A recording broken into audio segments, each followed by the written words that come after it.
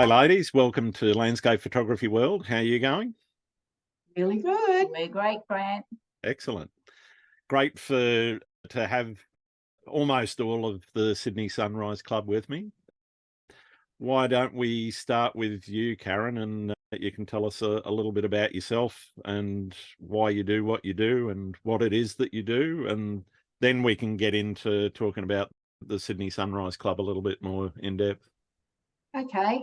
Instagram brought us all together, but photography obviously is the first thing that brings us to Instagram. I think I got into photography when I was really young, was really interested in it, but not to a point where I was into all the technical stuff. Yep. I finally got interested more into it because I started an Instagram account when I got my first iPhone.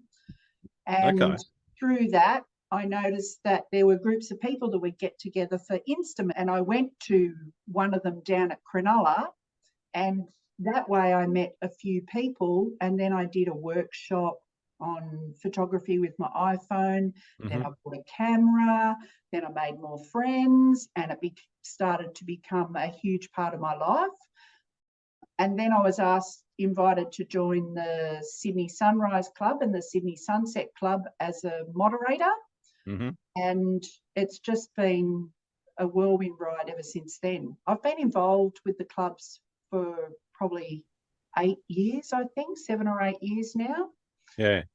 So that's basically where and I really enjoy landscape photography, particularly sunrise, sunset, more on the coast. I also enjoy photographing my dogs. Cool. So there you go. Thanks very much. How about you, Charmaine? So I guess for me, I got into photography, only about 5 years ago. Like I always had a camera, I took it away. I used to always say to people that my camera's capabilities far exceeded my own. I only pretty much knew how to use auto, but always loved photography. And about 5 years ago, I got to a point where I work in an industry that's quite stressful and I needed something to offset my stress. So I chose photography. It's like my meditation. I don't think about work when I'm taking photos. It's just a great escape. And then obviously everyone you meet while you're doing your photography as well, you should create this whole new group of friends, and it just creates this whole new world that's separate to your stressful work life. And I always started taking wildlife photography and seascapes and oceanscapes. And these days I've got dive housing, surf housing. I'm in the water in summer, flying a drone above the water in winter, because I might not like to be in the water. But yeah, so for me, oceans, seascapes, wildlife. But yeah, with all the toys. With all the toys. Yeah, exactly. Makes for a very heavy backpack when you're traveling. Yeah, I know the feeling. Yeah, exactly. You have to make those decisions going, what lenses am I taking? What can I really pack and carry on? Do I fly business so I can get the extra weight? But yeah, that's me. But yeah. How about you, Carmel? I go back a little bit further. I'm an analog girl, and I've got into photography through a boyfriend. And I never actually held the camera until after I broke off with him. But I got a lot of ambient information from it. I found out he was TAFE and was a working photographer. And when I finally got a camera in my hand, I realised I actually did learn a lot just by being around him and going on his different assignments and things like that. Now I just fell in love with it, and I ended up working in the industry too. I worked for a company that Kodak eventually took over, and I was in the developing side and some of the early pro labs in North Sydney, and then moved into retail management, and then eventually into Kodak head office, where I was the buyer for the retail arm of Kodak. And then I had kids, and Kodak wound up. I had kids and really put the camera down, mainly because I wasn't in control of the image anymore, and I didn't like handing over the negs to other people, where previously I've always been able to do the whole thing. And I just didn't like the quality I was getting back, and I lost all interest in it as just the clicking. And had kids, and then as the kids got older, again, the phone came in, and then eventually I went bought myself a digital camera as well and back into it. Yeah, cool. And about 4 years ago, I was, it's the adventure of photography for me. I like the adventure of photography. You'd never know that, would you? No. We often joke about needing to put a GPS tracker on Carmen. To meet, so we always know where she is. And floaties when she's near the ocean. I was invited to the Sunrise Club the Sun Clubs about 4 years ago, and it's just been such a lovely fit. Yeah. And I didn't realise how social photography could be, because back in the analog days, it used to be a reasonably solitary experience. So this is not something I was expecting at all. And it's been such a delight, not only meeting the girls, but also meeting the wider community out there. Completely amazing and a lot of fun. Yeah, yeah. And unfortunately, there's one member missing, Vaz. Karen, I think you were going to talk a little bit about her. I met Vaz in Cronulla because that's where she was living there when I first met her. Vaz is famous for her seagull photography. Definitely, and makes friends with the seagulls wherever she goes. And she's now got a house in Tasmania, so she spends a lot of her time down in Tasmania, and she couldn't make it back in time for this. But she's still very much involved in the clubs because she obviously she's one of the moderators and gets to choose photos and feature them on the clubs. And whenever she's in Sydney, we get together. We miss her while she's down in Tasmania. But lifestyle choices. She's made friends with the seagulls down in Burnie, and that took a while, didn't it? Yeah, it was very clear the difference. The seagulls weren't used to it, but now they are. Yeah, they're a bit standoffish down there, were they? Yeah. You know what it's like in Tasmania. You got to live there a while before you're a local. Yeah. If you're a mainlander, you just don't fit in. Exactly. Yeah. So, and she spends most of her time down in Tasmania now, but we're very happy to still have her as part of the clubs. So let's talk a little bit about the clubs, the Sunrise and Sunset, or Sydney Sunrise and Sunset clubs. How did they start? What was the impetus for starting them? So I believe it was some Instagram friends who got together. They were friends through Instagram, a couple of ladies, and they, I guess around 10 years ago, hubs were really popular. And they were a great way for photography, or for photographers to be featured and to get their name out there and to get their photography out there. And there wasn't anything really local. It was all overseas. Yep. A lot of the hubs 10 years ago it was very much sort of US and Europe centric. Yeah. So these ladies got together and they started the Sunset Club first. And it proved quite popular. So they also started the Sunrise Club not long after that. So they've been going for about 10 years. There's a lot of people, different people have been moderators on the clubs. We're the current ones. I think we've lasted quite a while too. And varying numbers of people, because there's quite a commitment. You're not just running your own Instagram. You've got to be on top of the club's one as well. Yeah, so that's how it started. Just a couple of friends thought it would be a good idea, and it's gone from a few hundred followers. Actually, now that I think about it, one of my the way I got involved in it was one of my photos was the first sunrise photo featured on the Sunrise. Okay. Yeah, inaugural sunrise photo, which was a real shock and ended up, it's quite an honour. Yeah, I forgot about that. So yeah, it's been going for a while. It's had its ups and downs, and as it does when you get people from different backgrounds mixing, but we seem to be perfect fit for each other. We're all very different, but we just fit so well, don't we? No, it's fun. If Instagram shut off tomorrow, I am sure we would We'll be friends there. Yeah, tip all together. In running it, talk me through, you mentioned it's obviously a little bit different to running somebody's individual account. You've got to look at, there's two clubs, the Sunrise and Sunset Club. So you're looking at the hashtags and trying to find the shot of the day, I guess.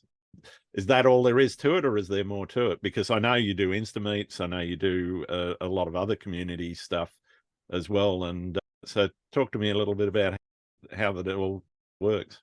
You're looking at me. No, it doesn't have to be you. Basically, we have hashtags, and that gives us permission. If someone uses one of our hashtags in their post, it gives us permission to use their photo or to feature their photo. Not use it. We don't use it. We feature it. Yep. Or they can tag us. I'm not going to go into the technicality of that, but Yeah. we've got 4 hashtags. People can go onto the club and find out what those hashtags are. If you use the hashtag, it's giving us permission to feature the photo. So we each have a day that it's our day to do a feature. So you go through the hashtag, you tags to find a photo that you would like to feature. We're very much looking for new photographers more than we are looking for people who are really well established. More established, yeah. We try to do a balance between established photographers and people who are new to Instagram, but we're very mindful that we love to feature new photographers on Instagram. And we're looking for different as well. It's very difficult around Sydney. For example, sunset is obviously over the city. Yeah. So it's hard to find different perspectives. There's a lot fewer sunset places in Sydney than you might think. There's some if you know where to look, but yeah. Yeah.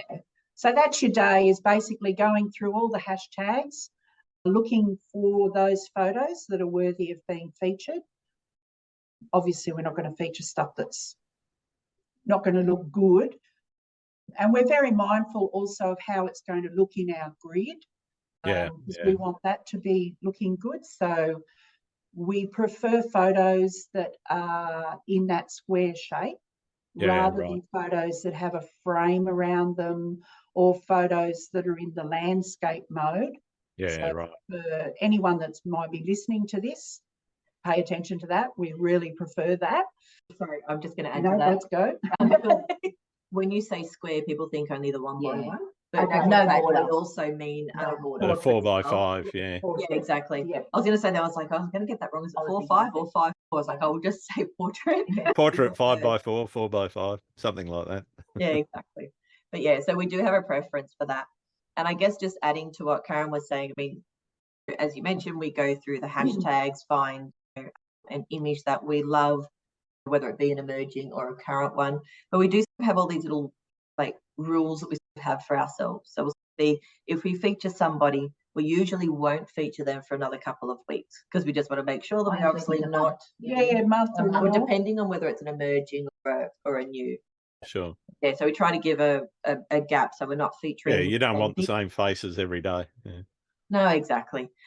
And behind the scenes, if we get tagged, that means there's a lot of DMs that we'll go through, usually respond to people in those DMs. And then obviously you feature them in the grid. You then also make sure that you post to your story. Yep. You know, these days, obviously, there's more conversations happening around reels and how we promote reels as well, and those sorts of things, because obviously as people change their habits, we need to move with those habits. Another little admin thing we have to do is make sure that we are featuring a sunrise on a sunrise and a sunset on a sunset, because people they are 2 different clubs run by the same people, the Sun clubs, but quite often somebody will, because they're copying and pasting their hashtags, they'll do a sunset unusually and just post the sunrise club, and we have been known to go, one of us will go, that wasn't a sunrise, Carmel. You're talking to me, Carmel. It's very helpful to tag, right? Because as volunteers, so the sort of things you get all prepared, you've decided that's the one, at the last minute you realise got to start all over again. And then double checking you actually do tag the correct person, because you can go through and say, oh, I like those 5, and then you need to make sure that you actually tag the right person who's got that photo. And there's the other thing that again, those little rules that we do for ourselves. So if we just posted one of Catherine Hill Bay, we'll try not to do Catherine Hill Bay for a little while, or the Opera House. So you could have a fabulous shot, but just by dumb luck, we posted that Yeah, shop Catherine just Hill Bay the recently, day or one before, on and that location, you luck just out. to try to, yeah, again, it's just trying to be as democratic and as even as possible. Sure. Yeah, and not giving a location a particular edge. And then there's the Instamates, of course. And then there's Yeah, the Instamates, that's where I met you all for the first time. I think would have been pre-COVID, Yes. probably about 2018 or 2019. I'm not sure which year it was, but I know you were very active with Instamates pre-COVID. And I'd like to talk a little bit about how COVID impacted all of that and how you struggled through some of that. But talk a little bit about how you organise them and what people could expect if they go and visit an Instamate. Oh, the first thing is pinning down a date that we're all available. That's the hardest bit, I think. Then it moves on pretty well after that. Bit like finding a date for this podcast. There's something that we do need to get good at, checking for other events that are on when we pick our Instamate dates too. Mardi Gras. Yeah. Our last one was on Mardi Gras, which was a bit of a mistake, but that's all right. We still had 15 people there or something, so it was still good. It wasn't too bad. I think we really enjoy it. It's just those logistics of getting it together, and yeah. But anyway, we come away from it really energized because everybody who comes are just so amazing, and you just realise why we do this, to support the community, and the community. Yeah, it feeds us, so it's really. There's a lot of people out there, probably like myself when I very first started, very nervous of approaching photographers at popular spots. Yeah. They can be very insular because there's photographers out there that don't want to talk to anybody. Oh yeah. But you want to learn more, and the best way to learn is from other photographers. Absolutely. Or to get your inspiration from other photographers. So the Instamates give some of those people who don't really have any connections a chance to connect. And we've found that we've got a marvellous community out there that is just directly as a result of having Instamates for the clubs. Organising the Instamate, once we've got our date, the organisation it's pretty smooth. There's not a lot to do other than announcing it. We do spend a lot of behind the scenes sending people messages. Yep. We like to try and get personal invites out to as many people as we possibly can. And we tend to approach those people that are always hashtagging us. Yeah. Yep. So, but anybody who sees anybody's invited. And the other thing I think that is really important, I think, it doesn't matter if you're taking photos on an iPhone or a $10,000 camera and that you've mortgaged your house on. It really doesn't matter. We're all into photography, and everyone is welcome. Sometimes you have to taste the joint too to find out whether there's good coffee there. Yeah, I was going to say that's one of the most important things is that the breakfast afterwards. I am 100% sure. Worth turning up for. The benefit of the sunset thing. Yeah, it is really a community hub, and without a doubt, I am sure most people come. They can always go and take a photo wherever we are, but they can't always get together with a whole lot of people who have got the same hobby, and that just the energy on those socialise at the coffee or the pub afterwards is fabulous. It's really good. Remember the one we did in the city where we did one at Circular Quay, and thankfully all the cruise ships we're coming back in, and we had an amazing turnout, and then we'll all spread out, and then other photographers are going, oh, what's going on, etc., and then you chat to them, and then all of a sudden they've just hitched a ride, and then they meet people, and then they're joining you for breakfast and coffee, and it's really dynamic. It's amazing. That's incredible because I think there was like 40 or 50 of us that converged on a cafe at 7 or 8 o'clock in the morning, and they couldn't believe it. And for that one, I was the person, just because of where I was the person who's trying to find the coffee shop, and you've got to look. The coffee shop's got to be big enough to take 40, but you can't guarantee them 40. So it's a real. That's the thing. You're not sure whether you're going to get 10 people or 100 people. No, so that is, but it somehow it's all come together. It's always worked. Always but it's an awful lot of fun. Yeah, fantastic. So talk to me about how COVID impacted all of that activity, because I know, having been to a few of those Insta meets, that it was really vibrant and lively before then, and then all of a sudden everything's locked down. How did you get through all of that, and what did you do to keep the community spirit alive? Well, it's sort of you're right, because it really affected everything, not just the Insta meets, which obviously, as we said, we thrive off and we love that community, but it was even just the photos that people were taking, and the hashtags and the drop in those sorts of things. And yeah, we had quite a few conversations around how do we do, what do we do, how do we manage this. We would do more throwbacks, because we obviously have had lots of images taken, and you go back, and as Carmel said, there might have been 2 great opera house shots. We're not going to feature 2 in a day, etc. So do feature on those sorts of things. And then I think you were going to say something then. Sorry for that, interrupting. That's okay. I even preempted it this time. It's like, Carmel's like, I've got 6 sentences in. It must be time. I actually quite liked the variety in lockdown, because people were taking photos from their backyards, like they couldn't access the opera house. We were getting photos. We are a very beach-based it's the sunrises, and we were getting them from all over Sydney or the Southern Highlands or wherever people were living, or Newcastle. And I actually quite liked the sunrise through the frangipani tree, or the coming in through there. So the variety, I thought, was endearing, that people were still loving their photography and seeing the beauty, which is, I think, what all us photographers have in common. We have this ability to see the beauty, and if you're locked down, then there's still beauty there to be found. I sort of found that quite lovely. We even posted about it and said, hey, get creative. And I think from memory, we might have posted like 5 suggestions on things that you can do if you can't get out to your local places. Exactly.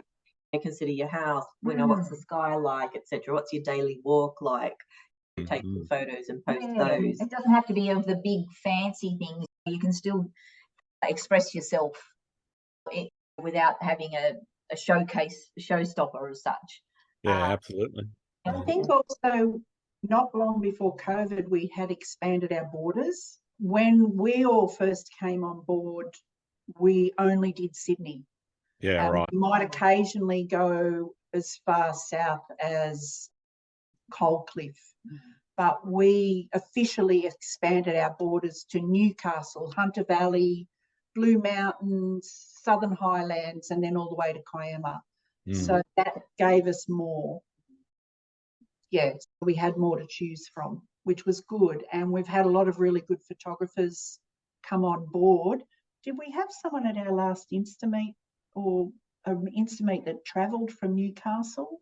I think we did. I thought we did. Yeah. So we actually have talked about it, whether we ever actually get around to it, having Instameets in Newcastle and the Blue Mountains, and then down. Yeah. And if we could, because obviously I spent half my time on the Central Coast, I could Yeah. Yeah, and the Instameet side, obviously, we really missed that during COVID. Yeah. And then it was really hard as well coming out of COVID, because then you would have we're on our way out. Oh, hang on, no, there's another lockdown. So there were a few people like, yeah, we planned an Instameet, then we're like, okay, hang on, no, we have to pull that back. It's a bit too early. There's another wave coming, and those sorts of things. And then I think we had one where people were wearing masks, so we were just making sure everyone, don't forget, you can spread out, have distance between you. Yeah. We did also, because we are again trying to include everybody, we did make the decision, I think, not to open up until we properly opened up. So we weren't going to. It had to be open. There was because it got a bit political. It got a bit political. We didn't want to be in that. I can imagine. Yeah. Just the way. And I think, like everybody else, like everyone's lives changed over COVID, and their motivations changed, how they got out changed, and that involves us. And Baz moved to Tasmania. Yep. Main spending time on the coast, which makes it even harder to get us all together. But we do still love it. It's just a logistic. It's just still a logistic thing. But one thing that did happen during COVID is our numbers went up. We were one of the very few people that. Okay. We did quite well, and I think it had something to do with that, finding a community and feeling comfortable, and maybe even the photographers that couldn't let's say you were from the Southern Highlands and you can't post the Opera House, they probably felt a little bit more included, or somebody in the Mount Druitt or Hunter Valley or something like that. Everyone, it's even the playing field a lot, if you get my drift. I don't know. That was my feeling on it anyway. Definitely. There were benefits. Now, we still haven't quite gotten to the ramp up, I think, of what we had pre-COVID, though, for Instameets. So we do keep talking amongst ourselves about wanting to increase our number of Instameets that we have again. People really love them. And we love them. And they always ask, when's the next one? When we get around to organising ourselves. Seriously, dates are really difficult, yeah. But anyway, we'll get there. Well, I know from my experience, they're absolutely wonderful events, and it's great, as you said, to talk to people, whether they're established photographers or people that are just starting out. And it's, you A, learn a lot, and B, I think you get a lot out of that socialization and being able to talk with people that have common interests. Speaking about that, I guess I'm interested in how that collaboration and community building has helped your own creativity as individual photographers. That's a good question. I know. That's why I asked it. Also, I think that's interesting, actually. So one of the things more generally about social media, obviously, is you're always basically, whether you mean to or not, you measure yourself against other photographers. Absolutely, yeah. And you look at people and go, oh my goodness, that's stunning. Why have I go to this location? I don't get anything that looks like that. And so then when you have Instameets and you have this broad group of people that some are really experienced and some that aren't experienced, in a way, it, for me, helps sort of hit a bit of a reset button in a way. And so you don't need to compare yourself, etc. Like for Instameets, sometimes I don't even take my camera, mainly because I just hover around and chat to people and have a look at what they do. And it's nice to be able to give some people some suggestions on what to do. Oh, don't forget the harbour bridge. Don't forget the puddle, the famous puddle. So if you're here, might be something that you want to try out, etc. But yeah, so I like it. I think it helps balance me out anyway, and reminding myself it's all a journey. Some people are up here, some people are down here. Yeah, and everybody's wherever they happen to be on that journey. Nobody's all, or not everybody's in the same place. Yeah.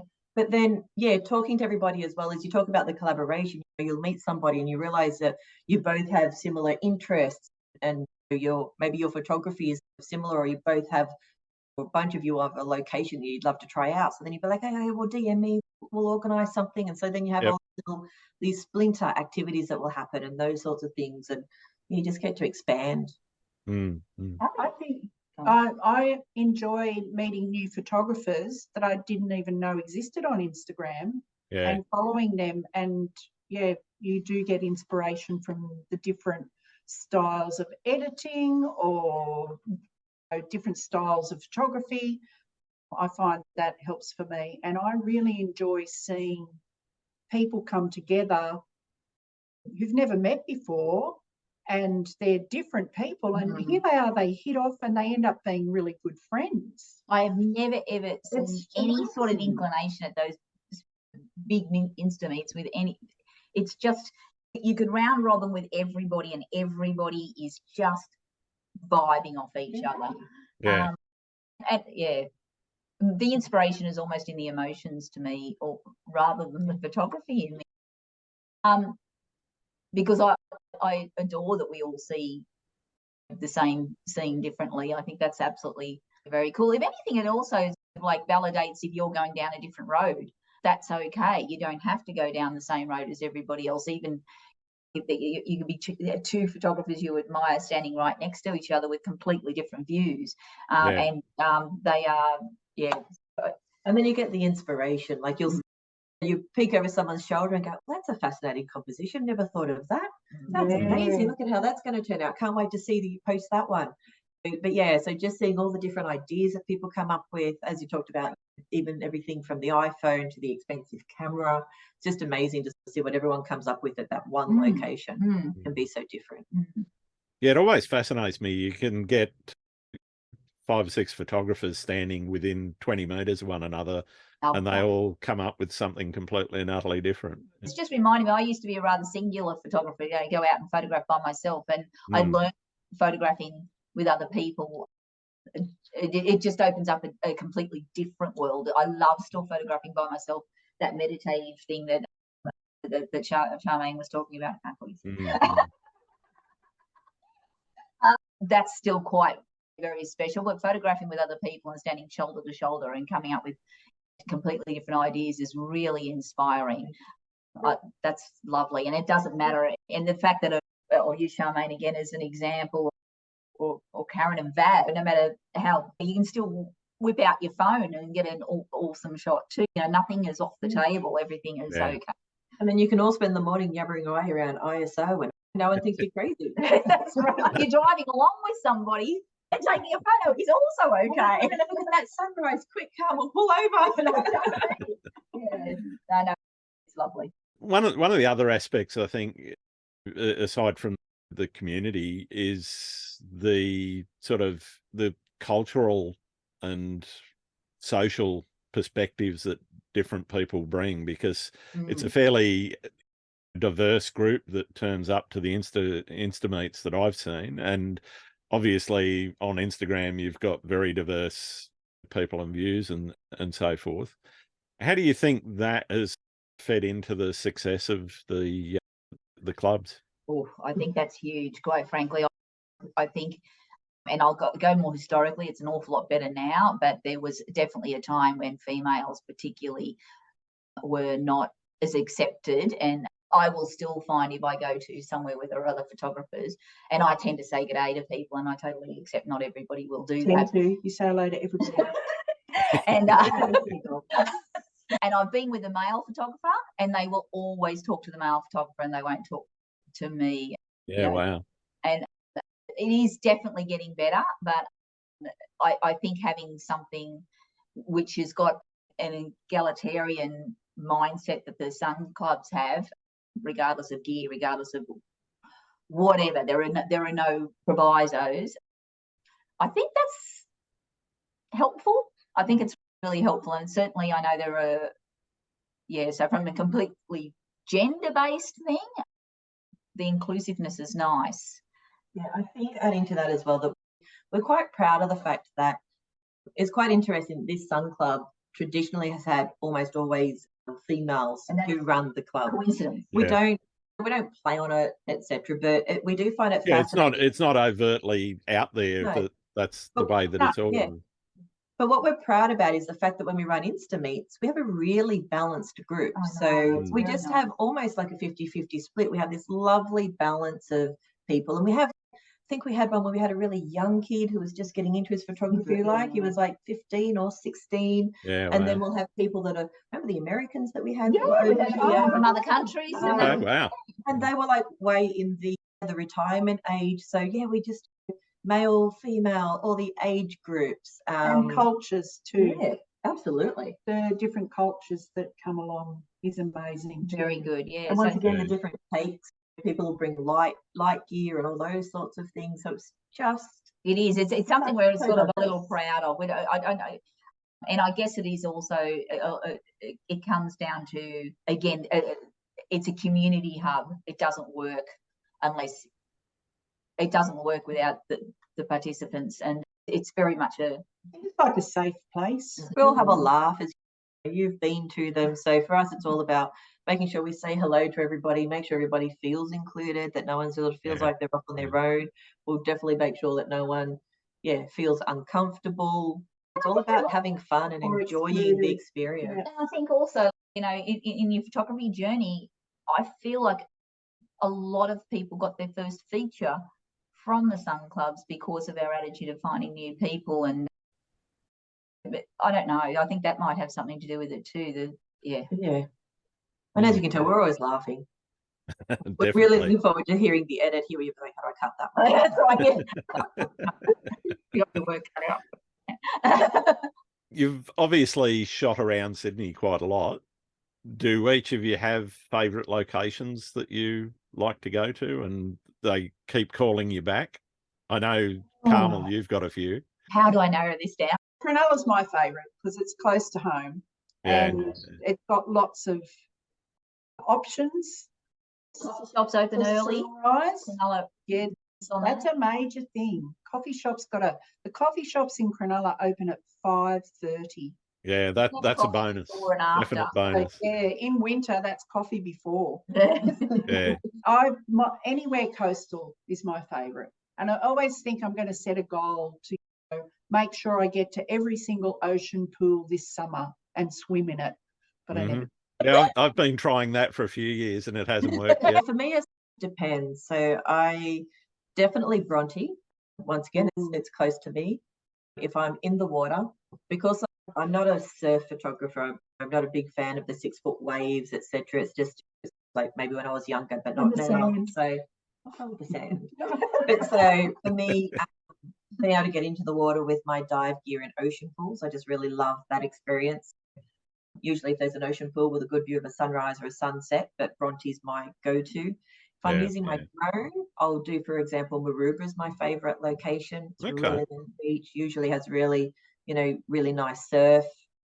And if you get down the south end early enough, or you get other surfers, there's no one else down there. It's just perfect day.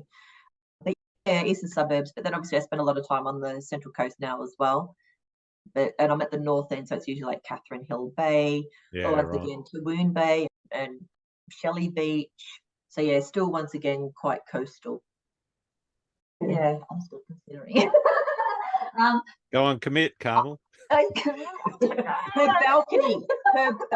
Yeah, the balcony. I think the balcony is that's becoming famous.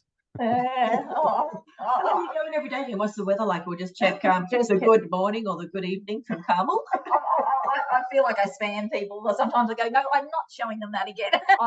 I don't know. I really and honestly, I don't. I like going somewhere different. Somewhere different is always really exciting, but harder and harder to do. The more you photograph, the harder and harder it is to find somewhere different. As long as there's somewhere to scramble over rocks or get washed off the rocks, that's your go. Yeah, I do. I do like that. The Blue Mountains and the exploring there as well. On the north side, Turry, I really like Turry.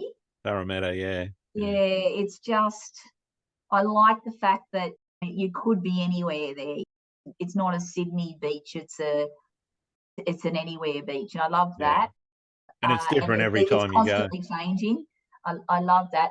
South side Cronulla, because of the social side of it. Cronulla photographers are very social. They're the most cohesive group, I don't know. and the coffee shops are great. But yeah, somewhere different it always excites me. And if photographing with other people really excites me, for somebody who quite likes being by themselves as well. I more and more enjoy photographing with other people as well. Yeah. But you invite me along and I get easy then. If you could retire at one of the places you've shot, where would it be? Say that again for us, Grant. Sorry, if you could retire at one of the places you've shot, where would it be? Oh no, sorry, Indonesia. What am I saying? I don't know. It could be worldwide. It doesn't have to be Australia. I thought glad you qualified, because since at the moment all I've mentioned is overseas. So if it was overseas, it'd be Italy. Okay. For sure. That was Amalfi. a whole different style. Actually, no, Rome. I just fell in love with Rome. It was so beautiful and ugly at the same time. And filthy and crowded and chaotic and cold and the food, everything. But in Australia, South Coast. Yeah, the beaches down there, there's a lot of exploring to be done down there. Absolutely. I might retire to a camper van. Yeah. And that's what I've done. Am I cheating? Mine, Australia, is definitely Queensland, because that's where I'm moving. Yeah. Nice. Yeah. 12 months. So yeah, I would like to. Burley Heads, somewhere around there. Yeah. And do you think Vaz would be retiring in Tassie? I think she could be, yes. They've put a lot of work renovating their home down there. So, yeah. She's still got a foot in Cronulla, though. Yeah. Yeah, she's still got a place in Cronulla. So Okay. yeah, all the kids are up here. So yeah. Nice. Yeah. We'll see. We'll see. As long as there's seagulls here, I think Baz will be happy. That's it. Always for the birds. She's in Cradle Mountain just the other day too. Yeah, I saw So, that. Yeah. yeah, snow down there. So very Nice. versatile, our Baz. What's your most memorable photography experience? I went to the Cook Islands for 3 weeks to actually learn my underwater photography Nice. and learn the split landscapes and everything with another photographer. And it's just perfect location to learn underwater. The water's warm, like that turquoise color isn't faked. In actual fact, you'd have to take the saturation down rather than up. So for me, Cook Islands. I've got a photography day that was almost my perfect photography day. I think 4 of us decided to go to Curly, North Curly, on a big wave day, and it was really freaking fabulous. It was amazing, and then we were laughing and we were getting soaked and we were pulling each other up, and it was just so much fun. And then somebody said, "Oh, did you know about this?" And after we did the big cave day, the big wave day, we went searching in caves. And this was actually a Mother's Day. I was supposed to be meeting my kids for lunch, and I rang them up and later. I'm going later, and we just kept on exploring places that I hadn't been before, and it was just left of field enough to be really exciting the whole time, and it was just a spectacular day of everyone just rolling off each other and had just the right level of adventure and excitement for me, and I really enjoyed that day. It's my favourite Mother's Day, and I didn't get to see my kids in the end. So they were okay with it because they knew that, I kept saying, I might be a bit later, I might be a bit late. I had too much fun, and it was really it was really scrambling around the place to get, and it was just. I think that's hilarious. It was the best. That's fantastic. That was good too, and that didn't continue then. And then I don't know what happened. We all went away for about 2 hours and came back, and then went up to Stockholm. So it was a 24-hour photography day. Wow. It's Stockholm. I was going to say Stockholm. That's a fair hike. It was an impromptu 24-hour photography day, and none of it was planned. Besides being there at North Curly for a big wave day. It was fantastic. That's great. Sounds awesome. I don't think I have a single photography day, but I know that when I go somewhere that I've seen in photos and I get to photograph that thing, how blown away I am by that. So starting small, I love that fairy bower pool at Manly. Yeah. So many photos of it, and when I first saw it, it was like meeting someone famous. Yeah. Yes. Starting small, and then over in Italy, when I walked into St. Peter's Square, and like you've seen so many photos, it was almost emotional. Actually, it was emotional, going, oh, and the statue of David, when I saw the statue of David for the first time. Yeah. And I must have 100 photos of that statue, and I can't bear to delete a single one. So that for me is photography, famous places and seeing them for the first time. Probably one of the ones I really do want to see is down on South Australia, the Southern Drive down there where you see the apostles and everything. Yeah, the Great Ocean Road. That's going to be incredible for the first time. So yeah, that's my fantastic photography moments. We've talked about the good times. What about horror stories? I don't have any real horror stories. I've got hoodoo spots. For some reason, I can't get a decent shot for the life of me if I shoot the Opera House at sunrise or the city, basically anywhere from the city at sunrise. I just was like, I'm not going to post that. I've never had a good day. Never had You've got high standards. House ever. What was that? I said you've got high standards. Yes, he has got very high standards. I am very picky. If you saw the amount of photos that I take, that everyone goes, "Oh, they're amazing." I'm like, yeah, no. That never make it anywhere. Those days when you're down at the beach and you get hit by a wave in winter. Ooh. My horror stories are probably my own clumsiness or inattentiveness. I'm not very good at. What about that time you went recently? Fell down a hole or something when you were hiking up to your chest? Oh, actually, yeah. This is actually actually, it was the first time I actually met another photographer that I didn't already know. No, an Instagram person, and I was on my way up to see my family on the coast, and I had been DMing with this person, and then we were going to go to Summersby together, and I hadn't met them, a bloke, hadn't met them, and I said to my family, look, I'll be off the road for a little while, and there's no internet there, so don't freak out. I'm going into the bush with a stranger. And I actually said, Yeah, and strange they said, who are you with? I said, I'm meeting this person I haven't never met before, going into the bush with a stranger. I don't know when I'll be back. What are you doing?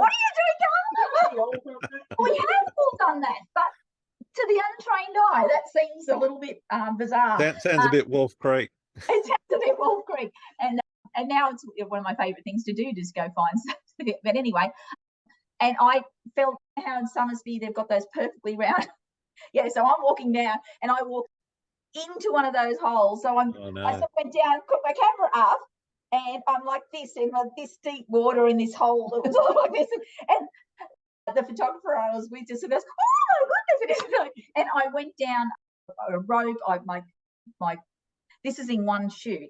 I didn't pay attention to my tripod when I came down the rope and put my tripod down, and boom, over it went, lost the lens. It was actually, I really enjoyed that day. I have one other, Cloudy Bay in Tasmania, when Carmel and I just going for a bit of a wander. She already knows now.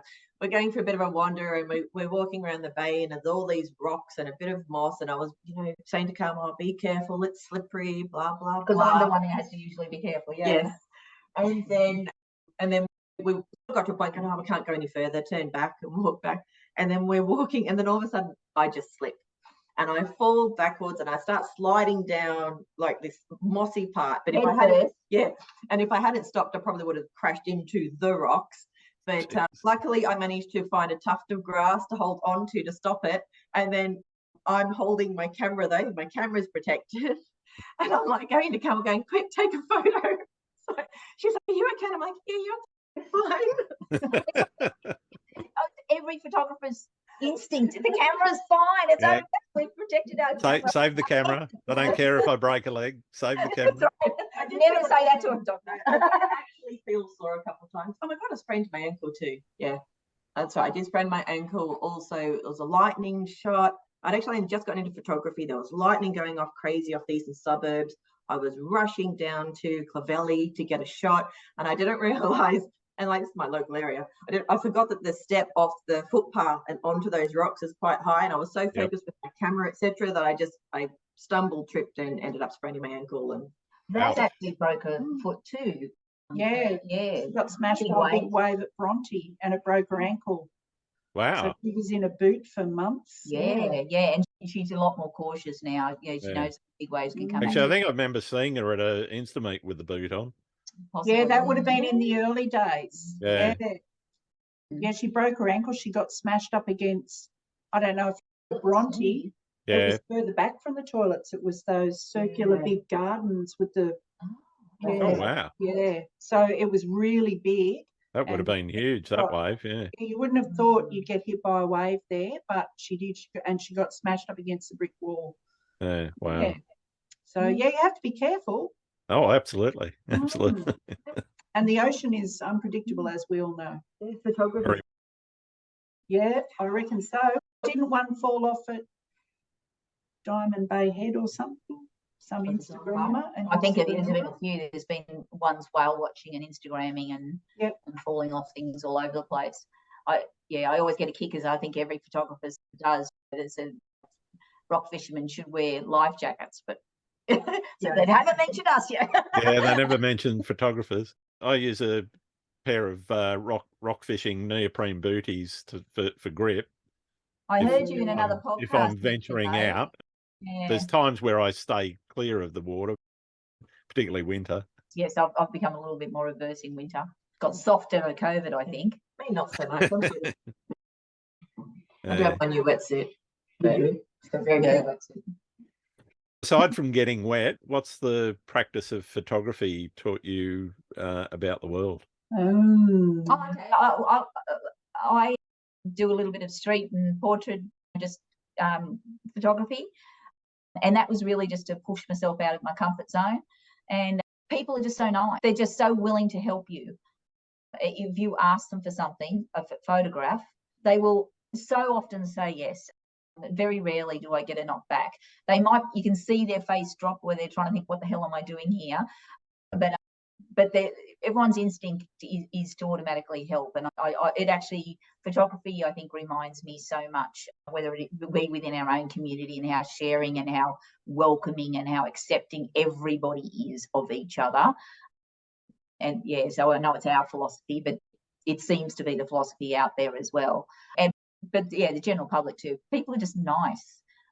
Generally, people are. Just nice, aren't they? People are nice, and photography reminds me of that. And if I ever feel a little down, I will go and take photos of people. Cool. And just watch their interactions. And yeah, so I think photography is a bit of a touchstone. People. Mm. Yeah. I think for me as well, I think I find it fascinating that with all the nature photographers, how so many of them are also more and more photography they do, the more environmental activism. Absolutely, yeah. So the more, just notice the impact that they have on the locations that they photograph, and even just it brings attention to those areas that are being overlogged and all those sorts of things, and that environmental activism, those places that you used to love that you could go photograph, and they'd go back 2 years later and you can't photograph them anymore because they're basically they're being trashed. Yeah. So I do find that, I know photographers who have actually now done environmental science degrees and those sorts of things, and are tying their photography to the environment a lot more heavily. Yeah, I think it does affect you in that way. Makes you more environmentally considerate, because I know how angry it makes me now, whereas 10 years ago it might not have. I might have been angry, but not as angry as I am now. For example, I don't know, a month or so ago, I was on the rocks at Shelley Beach, and a fisherman had been there and had left his plastic bags and empty prawn bags and cut off fishing wire on the rocks. And I was furious about it. Like, really almost spoiled my morning. Yeah, I guess you get more angry about that stuff when you're out amongst it and you realise the damage it does. Yeah, and how definitely. inconsiderate some people can be. Like, thoughtless. Yeah. Even though they're mostly nice, there's some real thoughtless people out there. Yeah, I'm trying to put that nicely. Yeah, they don't care. I want to say it. But anyway. Yeah. That take three for the sea. You're a lot more. Even 5 or 6 years ago, you would go down to the beach, you'd see some rubbish, and you just, there's rubbish, and just keep going. Whereas now you see it. You pick it up. Pick that up. Okay, I'll put that in the camera bag, and when I find a bin, I'll throw that in, because you're like, otherwise it's going to make it into the sewage, or it's going to make it back into the ocean. And you would also see almost most photographers will pick up other people's rubbish. Yeah, we're definitely an aware group as far as that. If nothing else, just to get it out of their shot. Exactly. Oh, that's it. There's no other motivation. What do you do if you hit a creative wall? Have you ever come to that point where you're just not inspired, you can't get a composition, or it's just not working for you? How do you deal with it? I personally just look at other people's stuff. Okay. And just keep looking at other people's stuff for inspiration, or just to keep my finger in the pot, I suppose. That's what I do. And then try to arrange something with friends so that it forces you out again. Right. I think, were we just saying at breakfast that if we don't make an appointment with each other for sunrise, we're often can't be bothered anymore. That's the type of thing. So yeah, we've got to make an appointment. I think COVID really smashed everyone's patterns a lot, and an awful lot of people are having trouble getting back to that pre-COVID motivation levels. It's rare that I come across somebody who hasn't noticed that impact, and it's long term. For me, it's more photographic evolution. I really only got into photography 5 years ago, and I'll go through phases where I'll look back and I'll be like, oh geez, that's horrible, or I take something and I'm like, that's just not quite where I want it to be. And so then I get myself into that sort of lacking inspiration and those sorts of things. And I'll either try, okay, I'm just going to put that to the side for a little while. I might flick to some whole new genre and just try that out for a while. I'm a bit obsessed with ICM at the moment. And otherwise, I guess what the other two say, which is, you book in some time with like your friends and go, let's just go out shooting. Almost take the pressure off yourself for a while, going, it's just, you do this for fun. You do this as a part of an enjoyment. So just go out and have some fun shooting, and sometimes they just pull you out of the doldrums. Yeah, exactly. Yeah, definitely. Cool. For me, I think for me, if I'm feeling without it, I know I need to push a boundary in some way, and that often will mean, funnily enough, for me, I might have to plan. That's probably that, and not just let things happen. So be a bit more deliberate, whether it be meeting, saying, okay, look, I'm not waiting for something to come to me, going and getting it, whether it be a shot I really want to do, or finding the time, or finding the time, I think is a big one. Your life evolves. Your life is constantly changing, and sometimes it's hard to hang on to the things that make your life better, like photography. Absolutely. And I don't think, even if you're in the, for me anyway, if I'm in the motivational doldrums, it's not because I ever think that photography won't do it for me. It's because just other things have taken over. And right. So for me, it's a little bit of a core of me, I think. It's there. I know where I can center myself. I know how much I get from it. So it's never, I always know that it doesn't matter if I get the photo. If I get out there and shoot, then I will be, it's good for me, and I'll be better. I've forgotten my train of thought, to be honest. But as we say, you never, if you get out for sunrise, you never regret getting out for sunrise, but you can regret not getting out for a sunrise. But so it's fine. Go out and get it. You never lose how important for me, I never lose how important it is.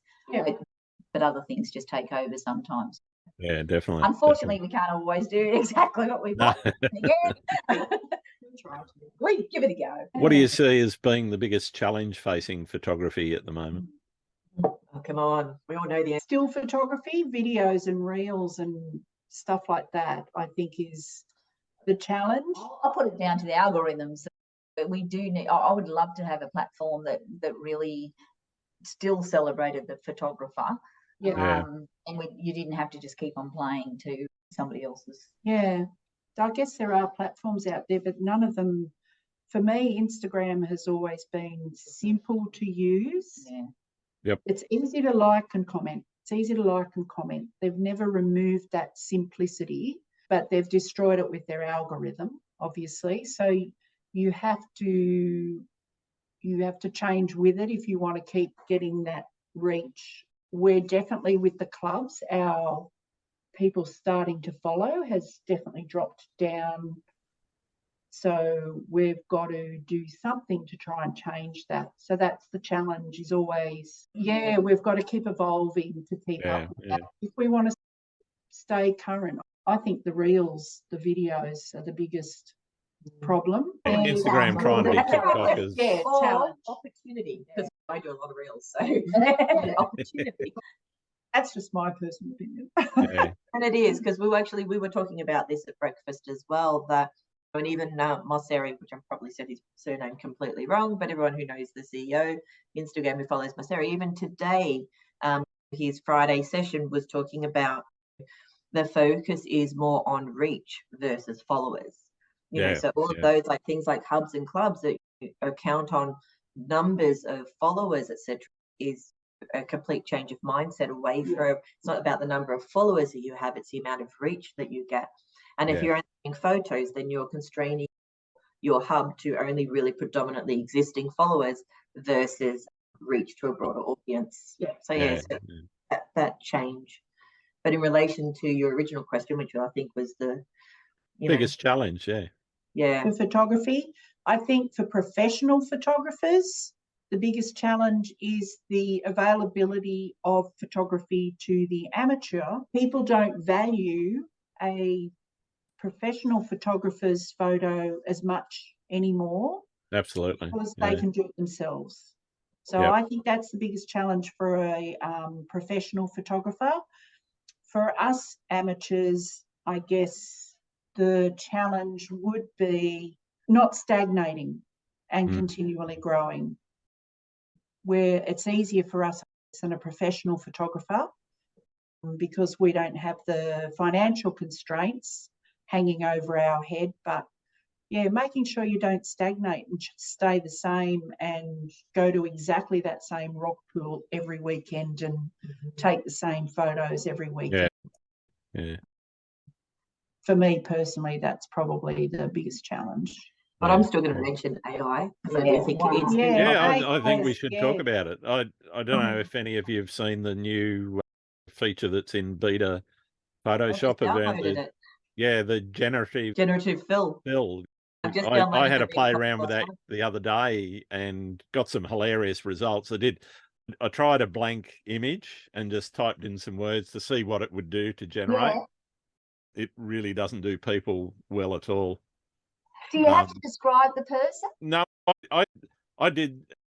Show me a person speaking in an event, and it had this person, and they had a microphone in their hand.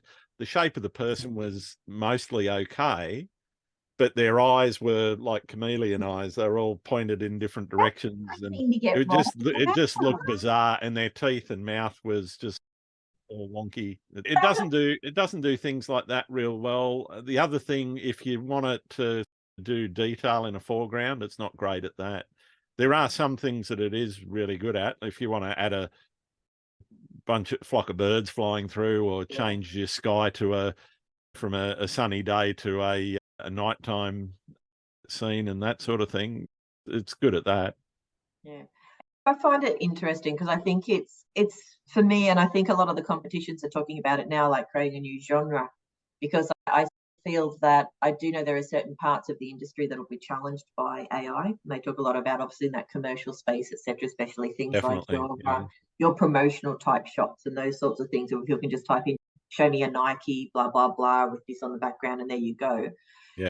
But yeah, I think from a creative space, I think for me, it's actually just another piece of the creative space. Like you've seen some of the stuff coming out of Mid-Journey and that sort of thing, and some of it looks amazing. But it's the challenge around, balance that beautiful, authentic imagery that people are capturing in real life versus It's truth. It's truth Mid-Journey in photography and without and outside of photography, and where that truth line is important and when it's not. Yeah, being able to, I think that's one of the biggest challenges for journalism in particular, is being able to determine what's true, what's not. Because if you can generate somebody meeting somebody that shouldn't be meeting, they shouldn't be meeting with, or putting in photos as evidence of somebody doing something, and you can basically make pretty much anybody you want that's got a reasonable profile. And if you don't, even if you've just got a photo of them, you can feed that to the algorithm and it will spit out something, and you can have somebody doing pretty much anything you want. And it's quite scary. Like in the US recently, there was a senator that did a speech on the floor, and it was about ChatGPT and AI, and he sat there while it did its, there was a spiel that he was talking about, and sat and listened to it, and then afterwards he goes, I didn't write that, and nor did I say that.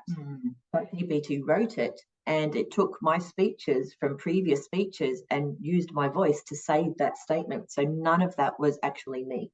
Wow. It wrote the speech, and then then it took my voice and it gave it. I've never said those words. I think, so it's exactly the same issues that are facing, like the world face creative people about AI, and that is having a trust in the truth and how we establish what truth is. And we know the laws are going to be way beyond the technology, way behind the technology. yeah, So that we just don't have the capacity to be ahead of that. And it might seem like it's not important in a photo, but it really does speak to how we value our artists and the things that feed our souls. There's nothing wrong with it, but I think it's important to have rules in place because there are bigger pictures involved, whether it be somebody's job or we just have to really in the world understand what truth is, whether in a photograph or anywhere else. And the pace it can spread. So someone creates a photo, they mock it up so it looks like something serious has occurred, etc. And before there's even a chance for people to say it's fake, it's already spread.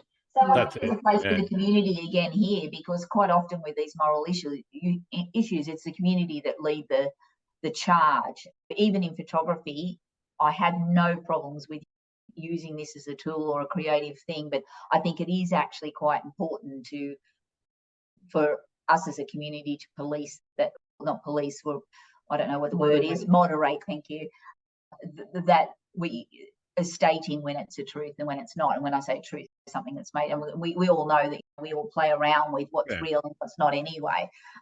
But yeah, we really do have to establish some photography rules, shall we say, within our own community before it's too late, because truth's important.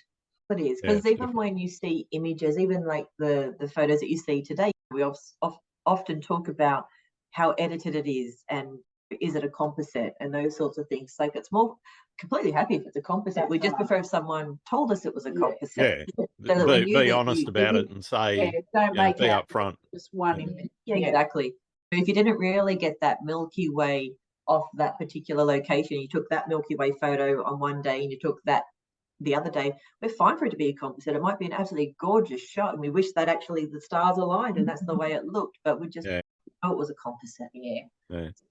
I think we do have a place in our photography community to do that, to just at least encourage truth and not shame. If you're using the tool, that's the way you encourage it, isn't it? You don't shame anyone for using it. It's okay. Absolutely. Just let us know. It's just creative choice. That's right. Yeah. So I think we can definitely do it by not shaming people and creating a space where they can say, this is being played with. I think one of the other things, and there's a bit of a debate going on at the moment in New South Wales around whether or not it's in public schools or allowed in public schools and that sort of thing. To me, one of the key things is educating our kids about how they can be used, how they can be misused and so forth. So banning it outright, I don't think is the right approach. I think for me, that's like GPT right at the moment, right? Where that's exactly schools, it. The private schools are allowing it. They're like, are we creating another divide? Exactly. You will create that divide, but also you're leaving a gap in their education about how those things, how those tools can benefit people. Absolutely. But also how they can harm people, and making sure that people are educated about that, because the lack of education on anything that we've got going on in the world is going to be a problem, because people will think one thing when the opposite is actually the case. Almost like ethics in technology, you know. Exactly. I think they all need to be taught that it exists. Once again, it's like the calculator and these things being replaced by laptops. It's evolution. Things will change, and there's no use banning something because that's just not the real world. Ostrich head in the sand. There's an opportunity to teach it. I'm not exactly sure how there's an opportunity there to teach how to get to the root of what is true too, rather than sort of saying we can't do it, let's just turn our head. Look, okay, this is here. How would you find out if you were presented with this information? How would you find out if that was true? And that's what this generation needs to. They've got to be growing up with that information, where we just had our references down the bottom of our essay or something like that. That they have to have an equivalent. The technological equivalent of understanding where their source material comes from. But even the advent of the internet, it's kind of like banning Google, because I remember when I went through high school, I had to go to either the Funk and Wagnalls or the Encyclopedia Britannica or one of those and find the right volume and then find the article and then type out what I'd learnt from that. And now you can just, prior to things like ChatGTP, you could just type in a search term and find out a whole raft of articles, including the Encyclopedia Britannica online and all those sorts of things. And there's things like Google Scholar, which actually give you the peer-reviewed articles on scientific developments and so forth. You can do all of that now, and it takes half an hour maybe to compile what it is that you want to, your reference materials that you're going to write your essay on.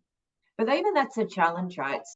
Yeah, I use Google Scholar. I used to use it all the time, obviously, for all of my degree activities. But the thing about the printed book, obviously, is that you had editors and they had to fact check and everything had to be done that. Whereas everything on the internet, unless you're using something like Google Scholar or all very official sites, there's still, you're just assuming that what they've written is true. Is true, yeah. Which is where some of the problems with things like ChatGPT come from, because it's going to take all stuff on the internet and then give you a response based on what it finds. And there might be thousands more articles which are either incorrect completely or just false or deliberately trying to be incorrect, mislead people.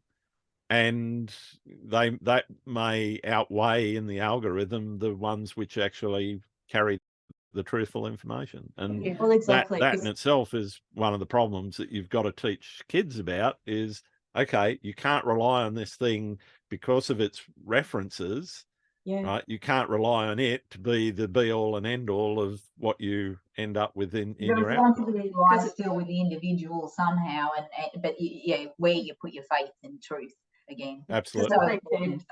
ChatGPT will have hidden biases. They're already talking about it. And then you can just take it going, just look at the troll farms. Let's just say they turn their mind to, rather than just talking about your tweets and all that sort of stuff, let's say that they change that and turn that into actual websites and just pumping in a lot of false data, then your ChatGPT is likely to actually have even more biased information. Correct. Because that volumes that they're using increases exponentially and becomes higher rated. But it's just, I know we've gotten completely off the topic of photography. That's fine. It's definitely relatable. And I just it's not better, it's worse or new. It's just new, and we've got to. This is very technology. I think we've got to always raced ahead of the thinking and the rules. All the time. We've got to find our way through it. Same as when digital photography came around. People have got to find their way through and work out how it works and how they can make it work for them.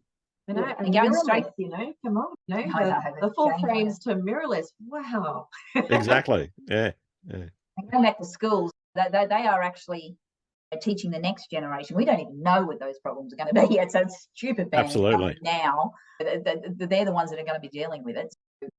So, that is just a ridiculous response from people who don't know the new information, our generation that might not know what to do with the new information. The wall doesn't burst. So as far as like photography goes, I'm all for if you're going to go into a competition having a separate category or something, and even judging an overall winner would be still okay with me as long as I was categorized. So truth still became important. Yeah.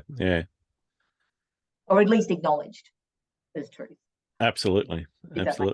I've got a couple more questions for you. The one I'd like to ask is, what tips would you have for somebody that wants to start out in landscape photography, but also how would one of the clubs help them in exploring their start out in landscape photography?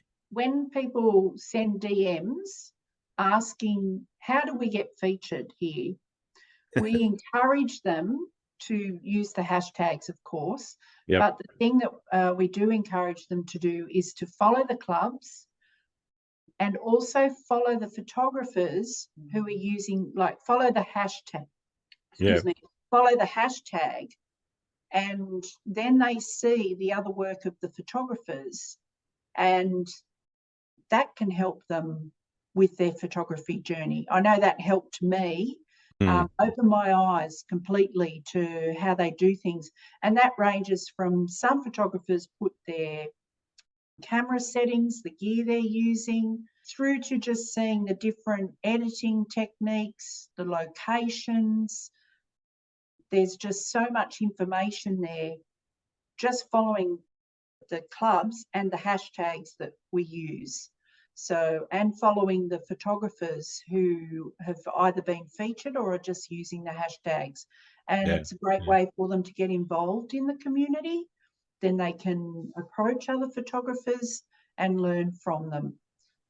So that's my 2 cents worth. I don't know. Fantastic. I agree. That's exactly what we're about. We're about, the reason we're there is to feature the photographers and to build that connection. And it's actually a great resource for someone starting out, an absolutely fabulous one. Yeah. Just have a look what's there, click on the link to the photographer. If you like what, follow them. Just be inspired what's there. It's almost like a cheat sheet there. Definitely, definitely. Yeah, defining what you like and being inspired. Yeah. Otherwise, it's just the usual, get out and shoot. Even if you're on auto and you've got your first camera, as I said at the beginning, that when I first started, my camera's capability far exceeded my own. And now I've got 3 things, I think, left in my camera. I'm like, oh, I'm just going to explore those just so I know every single last little thing for my camera now. But just get out and shoot, start on auto, meet fellow photographers. Yes, there are the few that are a bit off-putting or may not want to chat to you, but most photographers love to share. Once again, in our community, and we go out in our Insta meets, if you want to run up to someone to go, oh, how did you do that? Or how do you make that happen? People stop and explain. I'm more than happy to share any information. If someone asks me a question, I'm like, oh yeah, I did this and I did that, or this is what I would recommend. So ask questions. People are really happy to have their time and spend it with you. But yeah, for us, it's not about being competitive. We're not trying to hold information that people shouldn't know, etc. So don't do what I do. Ask away. We've all made mistakes. We've all made. We all know you take a couple 100 photos and you might get one that you like. So you just got to get out there. Only a couple of 100. Mine's more like 8 or 900. Would you like a 900 in the morning? I was being polite. Okay? That would be a good question. Ask when you come home from a shoot, how many are you looking at? It depends on where I am and what I'm doing, but I've come home from a beach shoot, for example, with something like 800 or 900, and a little bit different when I'm taking bracketed exposures. So I might be multiplying one composition. I might be multiplying by 15 or 20 shots of the one composition, but all different light settings. Do you rate your day by how many photos you've taken? No, I don't. To be honest, other than this space, I don't care about any photos. I just find it interesting when I go home and download. Okay, there's 450. There's very rarely less, like 100 or 200 would be. I just find that an interesting little marker on how it's been. For me, it depends. Like, because if I'm doing something that, like surf photography, and you might have your continuous on or something. And then you'll obviously end up with a lot more. Whereas doing surf shots, it's easy 2,000 or 3,000. Yeah, exactly. Yeah, exactly. Oh, did I bring my spare cards? I got my spare. Otherwise, because I only use it sparingly, because there's nothing worse than coming back and having thousands of photos to trawl through. So I'm usually like just producing. They're almost exactly the same. That's right. And you can't bring yourself to delete any of them. Because that one might be the one. It's annoying and exciting because it means that I've thought like every second has been different and interesting as well. But it's a lot of work at the other end. Thanks for that. I've got one more question, and for most people, it's the most important and divisive question that I ask. Do you like pineapple on pizza? Yes. I'd like an extra pineapple, and my argument is always tomatoes are fruit as well, okay? Absolutely. I tend not to order ones with pineapple. However, I will never take it off if it arrives. It's always a little bit of a juicy surprise. I'm fairly neutral. If it's on, I won't take it off, but if it's not on, it doesn't bother me, and I don't order it normally.